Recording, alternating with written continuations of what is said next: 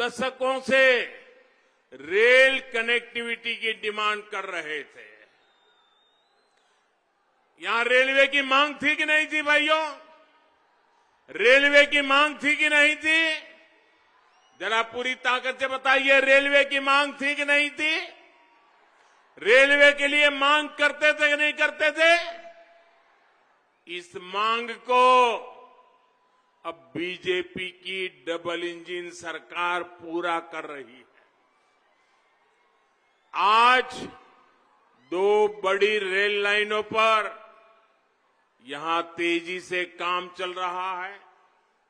हमारी सरकार कर्नाटका में हाईवे और एयरपोर्ट के नेटवर्क का भी विस्तार कर रही है। बढ़ती हुई ये कनेक्टिविटी कर्नाटका में औद्योगिक विकास को गति देगी, रोजगार के निर्माण को गति देगी। सहोदर सहोदरियों, कांग्रेस जेडीएस की सरकारों ने सबसे बड़ा धोखा हमारे गांवों के साथ किया है, हमारे किसानों के साथ किया है। कर्नाटका के मेहनत करने वाले किसानों के साथ धोखा किया गया है। आजादी के बाद से ही कांग्रेस ने जिस तरह की लूट मचाई, उसने गांव तक विकास का लाभ पहुंचने ही नहीं दिया। कांग्रेस के पूर्व प्रधानमंत्री ने खुद कहा था, कांग्रेस के प्रधानमंत्री की बात बताता हूं, मेरी बात नहीं बता रहा हूं। आप याद रखोगे? याद रखोगे?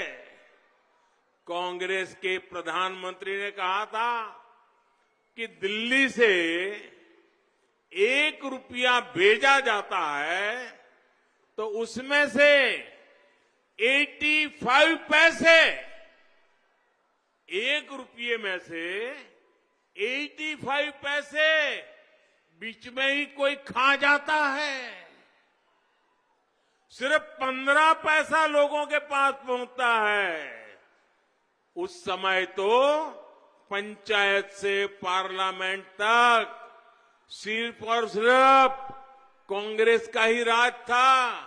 और उस समय कांग्रेस के प्रधानमंत्री ने सार्वजनिक रूप से कहा था कि 1 रुपया भेजते हैं, 15 पैसा पहुंचता है, 85 पैसा चोरी हो जाता है। ये कौन सा पंजा था जो 85 पैसे लूट लेता था? कांग्रेस ने खुद अपनी पहचान 85% कमीशन खाने वाली सरकार की बनाई है। इतना पैसा हड़प लेने के बाद गांव और गरीब का विकास असंभव है।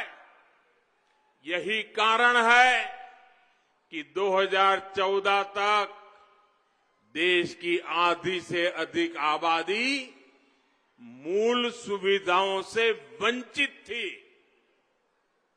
स्नेहितरे, कांग्रेस का ध्यान हमेशा अपने एक परिवार तरफ रहा, इसलिए उसने कभी एक ही परिवार की सेवा, सब कुछ एक परिवार के लिए, और इसलिए कभी सामान्य मानवी के परिवार पर। नमस्कार, मैं हूं मानक गुप्ता। अगर आपको हमारा ये वीडियो पसंद आया हो तो इसे लाइक और शेयर जरूर करें, और हां, हमें सब्सक्राइब और फॉलो करना ना भूलें ताकि आप देश और दुनिया की कोई खबर मिस ना करें। तो जुड़े रहिए हमारे साथ और देखते रहिए न्यूज़ 24।